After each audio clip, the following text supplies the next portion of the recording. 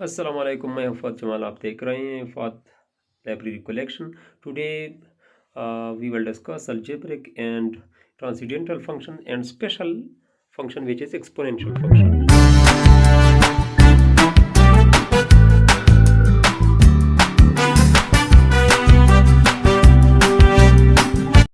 हाय guys, यहाँ पे हम अलजेब्रिक फंक्शन जो है उसको डिस्कस कर लेते हैं कि हमारे पास exponential and algebraic and transcendental function basically है क्या चीज़, और इसमें हमारे पास डिफरेंस जो है वो क्या है। तो यहाँ पे हम यही सब कुछ जो है एट द सेम टाइम यहाँ पे हम क्या कर लेते हैं, डिस्कस करने जा रहे हैं।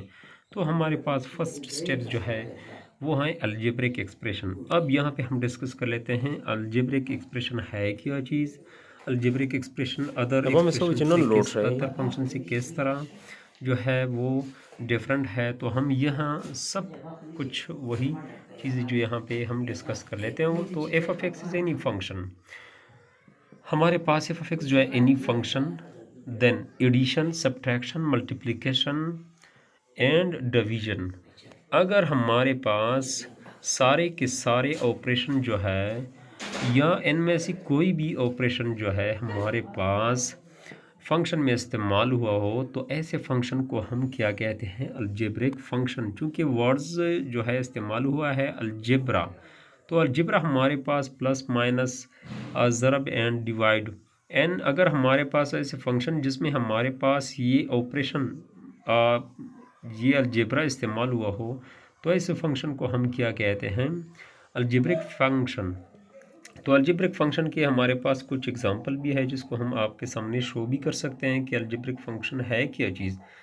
अगर हमारे पास एक एक्सप्रेशन कुछ इस फॉर्म में हो 2x + 10 is equal to f of x is equal to 2x + 10। अगर आप यहाँ पे देखें 2 और x के दरमियान हमारे पास एक ऑपरेशन इस्तेमाल हुआ है जिसको हम क्या कहते हैं, मल्टीप्लिकेशन। अब अगर इसके बाद आप देखें हमारे पास प्लस है, तो प्लस भी हमारे पास एडिशन को रिप्रेजेंट कर रहा है, जो कि प्लस को हम एडिशन भी कहते हैं, जो कि हमारे पास ऑपरेशन इस्तेमाल हुआ है, अलजेब्रा इस्तेमाल हुआ है।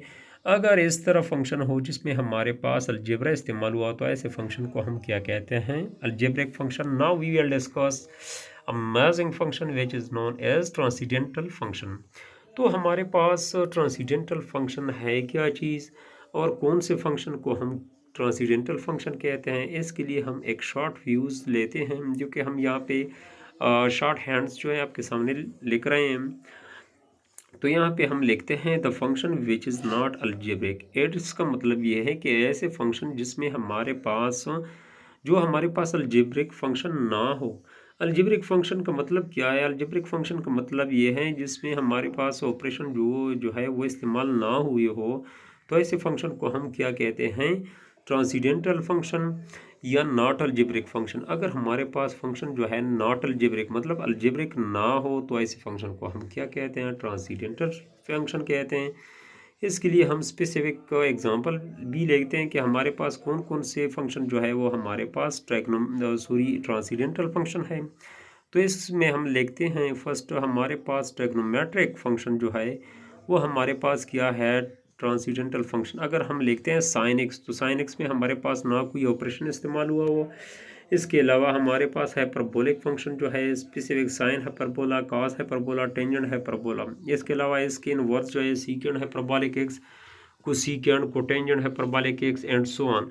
इसके अलावा हमारे पास एक अदर टर्म जो इस्तेमाल हुआ है यहाँ पे, हमारे पास एक्सपोनेंशियल टर्म जो कि हमारे पास ई पावर एक्स। इसके अलावा हम उसके टाइप में हम ए पावर एक्स, ये सारे फंक्शन जो है इसको हम डिफाइन कर लेते हैं। तो ऐसे फंक्शन को हम क्या कहते हैं जिसमें हमारे पास अलजेब्रा इस्तेमाल ना हुआ हो, तो ऐसे फंक्शन को हम ट्रांसेंडेंटल फंक्शन कहते हैं। Now the main amazing form of the function which is known as exponential function. अच्छा, यहाँ पे हम देखते हैं कि हमारे पास एक्सपोनेंशियल फंक्शन है क्या चीज़, और हम किस फॉर्म ऑफ फंक्शन को हम एक्सपोनेंशियल फंक्शन कहते हैं।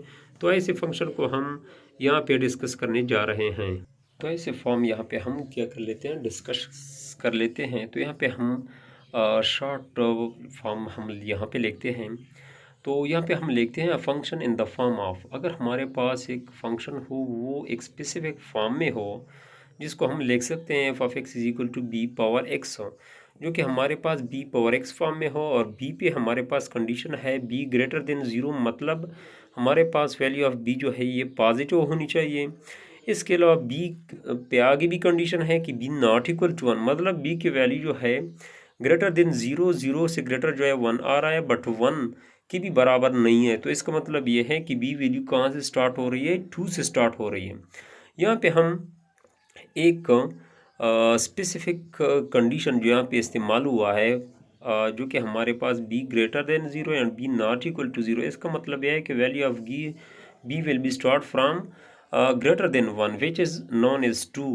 तो ये ऐसे फंक्शन को हम क्या कहते हैं, एक्सपोनेंशियल फंक्शन। यहाँ पे हम जो है यही कंडीशन लगाते हैं कि हमारे पास ग्रेटर देन 0 जो है ये किस क्यों आया। अगर हमारे पास ये 0 के बराबर आ जाए तो फंक्शन हमारे पास क्या आ जाएगा। तो हमारे पास यहाँ पे हम एक सिंपल सी क्लू यहाँ पे देखते हैं। हमारे पास f of x is equal to b power x. अब यहाँ पे देखें, हमारे पास यहाँ पे कंडीशन है, अगर हम यहाँ पे x जो है वो ले लें, b की वैल्यू हमारे पास चूँकि b पे कंडीशन है, हम देखते हैं अगर हम यही कंडीशन लगा लें तो हमारे पास होता है क्या है।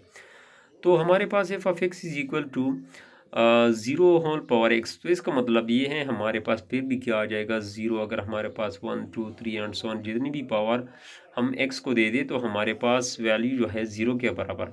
अब यहाँ पे हमारे पास कंडीशन है कि b नॉट इक्वल टू 1। अगर हम देखें कि 1 पे कंडीशन रिस्ट्रिक्शन क्यों लगाया गया है, तो यहाँ पे हम देखते हैं अगर हम यहाँ पे ले लें कि b वैल्यू हमारे पास 1 है तो हमारे पास फंक्शन में जो है चेंज जो आ रहे हैं वो कौन से चेंज आ रहे हैं, तो यही हम जो है यहाँ पे डिस्कस करते हैं। तो यहाँ पे हम लिखते हैं b f of x is equal to b की जगह हम 1 लिखते हैं, क्योंकि हमने वो रिस्ट्रिक्शन जो है उसको मतलब अगेन भी रिस्ट्रिक्ट कर दिया।